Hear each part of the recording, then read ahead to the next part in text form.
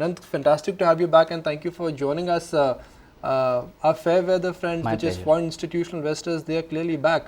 So, do you think bulk of the selling or bulk of the global selling for this year for Indian equities is over?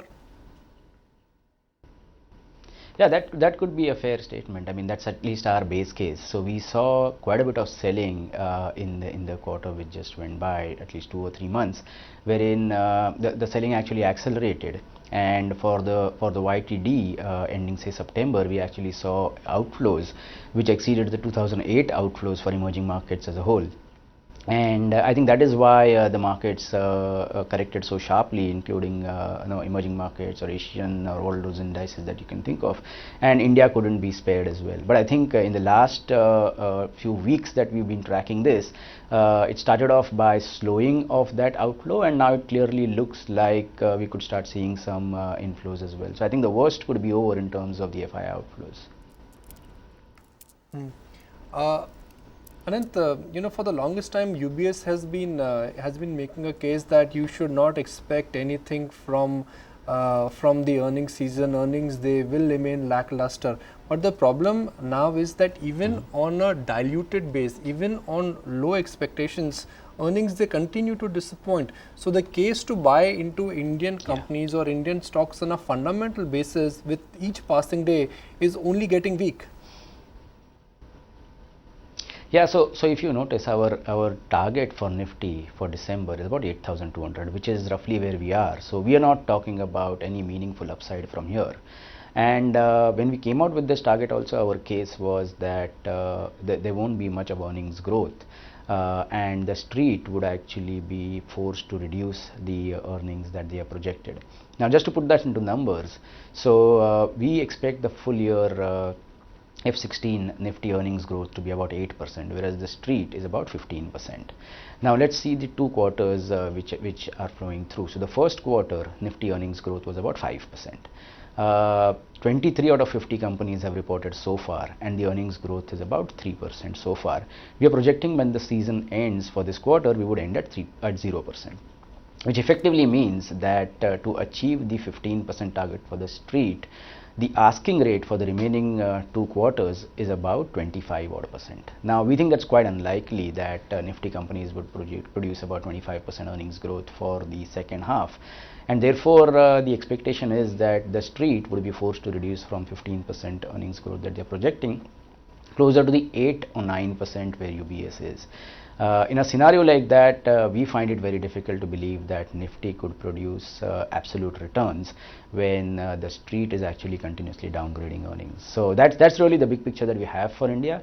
Having said that, on a relative terms, India still remains in a sweet spot. So on the relative terms, we still believe outperformance of Nifty over emerging markets or Nifty over AXJ would continue.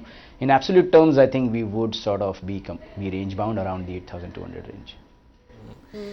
Anand, in the near term though, there is a lot of talk about which way the Bihar elections are going to swing. I'm not asking you to stick your neck out in this one, but whatever may be the event outcome, does it seem like this could be a big market moving event?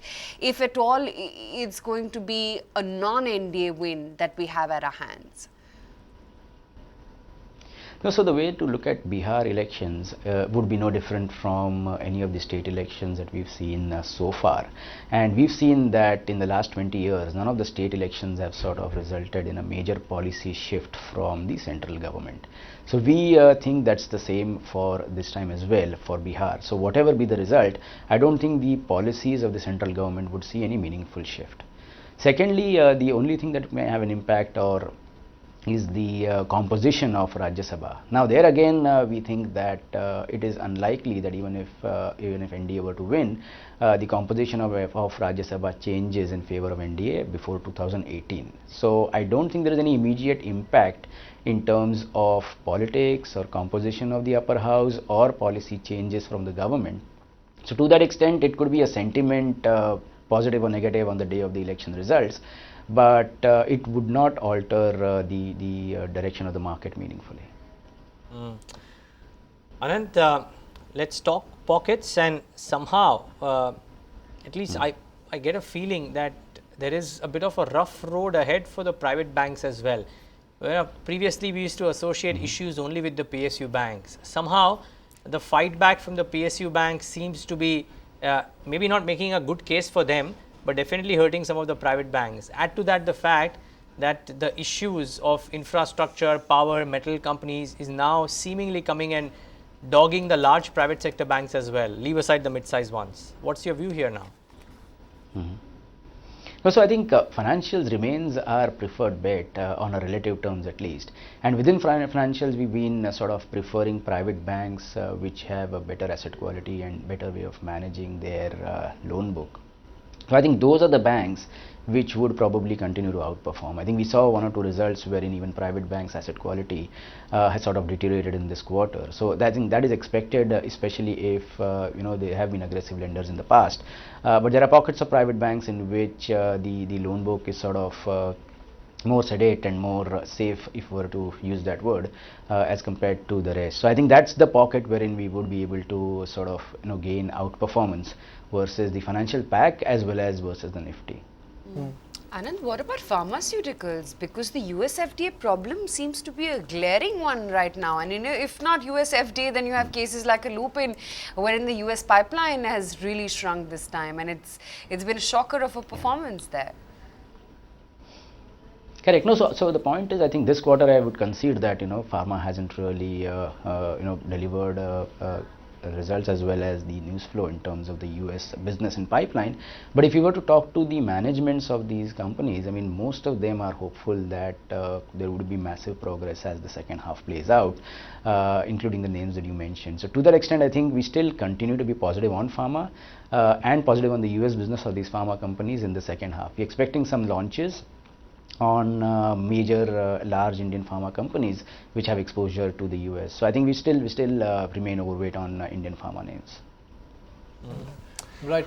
Anand, so what could really be the turning point for this market? When do you think markets will really snap out of that range, and what could be that trigger? So I think the way we'll have to look at this is allow the earnings downgrade cycle to play out. I think currently also we've seen some earnings downgrades for the quarter which has just gone by, but even now the gap seems to be massive in terms of street expecting 14% versus 8-9%, which looks more realistic for the year.